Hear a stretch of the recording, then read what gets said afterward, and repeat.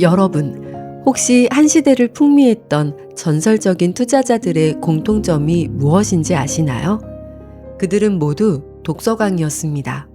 그런데 단순히 책을 많이 읽은 게 아니라 최고 수준의 인문고전 독서가였다는 점이 특별합니다. 이 사실은 우리나라에 왜 세계적인 투자자가 드문지를 이해하는 단서가 될 수 있습니다. 투자자들 다수가 재테크 관련 서적에 집중하는 경우가 많다고 하는데요. 재테크 서적은 사고방식을 근본적으로 변화시키기보다는 단순히 기술적인 지식을 전달하는 데 그칩니다. 그리고 과거의 부자들과 현대의 부자들에게도 한 가지 공통점이 있습니다. 바로 인문고전을 즐겨 읽었다는 점입니다. 이 점을 통해 우리는 인문고전이 투자자의 안목과 성공에 얼마나 중요한 영향을 미치는지 알 수 있는데요. 예를 들어 월스트리트 역사상 가장 성공한 개인 투자자로 알려진 제시 리버모어는 초등학교 중퇴라는 학력을 가졌지만 책을 개걸스럽게 먹어치운다는 말을 들을 정도로 독서를 즐겼습니다. 그는 인간에 대해 깊이 공부하기로 유명했다고 하는데요. 인간 심리에 대한 이해를 통해 시장의 흐름을 읽고 투자 결정을 내렸습니다. 리버모어는 $5로 시작해 1929년 당시 기준으로 1억 달러, 오늘날의 원화 가치로 약 2조 원이 넘는 자산을 축적했습니다. 이러한 성과는 그의 독서와 인간에 대한 통찰이 만들어낸 결과라고 할 수 있습니다. 특히 그는 자신의 투자 실패조차도 인간 본성에 대한 깊은 이해로 연결하며 성장의 발판으로 삼았습니다.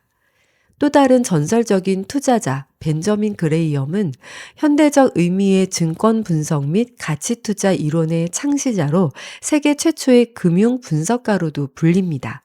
25 나이에 당시로는 상상을 초월하는 연봉을 받았던 그레이엄 역시 인문고전 독서광이었습니다. 그는 대학을 졸업하자마자 월스트리트로 들어갔는데 고작 25의 나이에 60만 달러가 넘는 연봉을 받았다고 합니다. 당시가 1910년대였으니 오늘날의 원화 가치로 환산한다면 최소 100억 원이 넘는 연봉을 받은 셈이죠. 그가 컬럼비아 대학 재학 시절 그리스 로마 고전에 광적으로 빠져들었다는 이야기는 유명합니다. 얼마나 열광적으로 공부했던지 졸업도 하기 전에 철학 교수로 임명해달라는 제안을 받을 정도였죠. 그는 문학, 철학, 역사 고전을 마치 애인처럼 곁에 두고 정독했으며 대부분을 원어로 읽는 습관을 유지했습니다. 그가 평생 인문고전을 통해 얻은 통찰은 단순한 숫자 분석을 넘어 투자 대상의 본질을 꿰뚫는 능력을 키워주었습니다. 셀비 데이비스라는 이름도 빼놓을 수 없는데요. 그는 38살에 공무원직을 그만두고 월스트리트로 향했습니다. 사람들은 그의 결정을 미친 짓이라고 생각했지만 그는 스스로를 믿었습니다. 5만 달러로 시작한 그의 자산은 45년 뒤 9억 달러로 불어났습니다. 대학에서 역사를 전공하고 정치학 박사학위를 받은 전형적인 학자 스타일이었던 데이비스는 인문고전 독서를 통해 투자에 대한 폭넓은 안목을 키웠습니다. 그는 아들과 손자들에게 이렇게 말했습니다. 회계는 언제라도 독학으로 배울 수 있다. 하지만 역사는 반드시 전공해야 한다. 역사를 배우면 폭넓은 시야를 가질 수 있고 특별한 사람들에게서 깨달음을 얻을 수 있다. 철학과 신학은 네가 투자를 하는데 더없이 좋은 배경이 될 거다. 투자에 성공하려면 철학이 있어야 하지. 투자를 하고 나면 죽어라 기도도 해야 하고. 그는 철학과 신학이 투자에 미치는 영향을 강조하며 투자 이후에는 죽어라 기도해야 한다고도 조언했습니다. 그의 아들과 손자는 이 가르침을 충실하게 따랐고 모두 월스트리트의 전설로 남았습니다. 마지막으로 영혼의 투자자로 불리는 존 템플턴. 그는 테레사 수녀, 알렉산드르 솔제니친, 빌리 그레이엄 목사, 한경진 목사 등이 수상한 바 있는 템플턴상의 제정자이자 매년 4천만 달러 이상을 기부하는 자선단체인 존 템플턴 재단의 창설자로 유명합니다. 그는 단순히 투자자에 그치지 않고 박애정신과 철학적 사유를 바탕으로 한 삶을 살았습니다. 그의 대표작 템플턴 플래는은 성경과 서양 고전, 그리고 노자, 파스칼, 찰스 디킨스, 월트 휘트먼 같은 인문고전 저자들의 말이 수시로 인용되고 있습니다. 그는 어떻게 하면 성공할 수 있느냐는 질문에 자기 자신을 살아있는 도서관으로 만들라라고 대답했을 정도로 유명한 독서광이었다는 점입니다. 그는 고등학생과 대학생들에게 윤리학, 종교, 철학 등 정신을 맑게 해주는 책을 읽으라고 권유했습니다.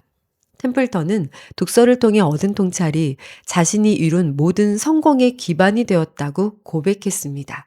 특히 그는 진정한 부자가 되기 위한 21가지 삶의 원칙을 담은 템플턴 플랜에서 자신은 독서에서 얻은 지식을 토대로 세상 사람들이 행운이라고 부르는 것을 얻었노라고 고백했는데요. 그가 말한 독서는 당연히 인문고전 독서입니다. 결국 투자든 사업이든 우리의 삶에서 가장 중요한 결정들은 사람에 대한 이해에서 비롯됩니다. 시장도 사람들의 심리가 모여 만들어진 흐름이고 사업도 사람과 사람 사이의 관계에서 생겨나는 가치입니다. 그렇기 때문에 단순히 기술적인 스킬이나 데이터 분석 능력만으로는 진정한 성공에 도달하기 어렵습니다.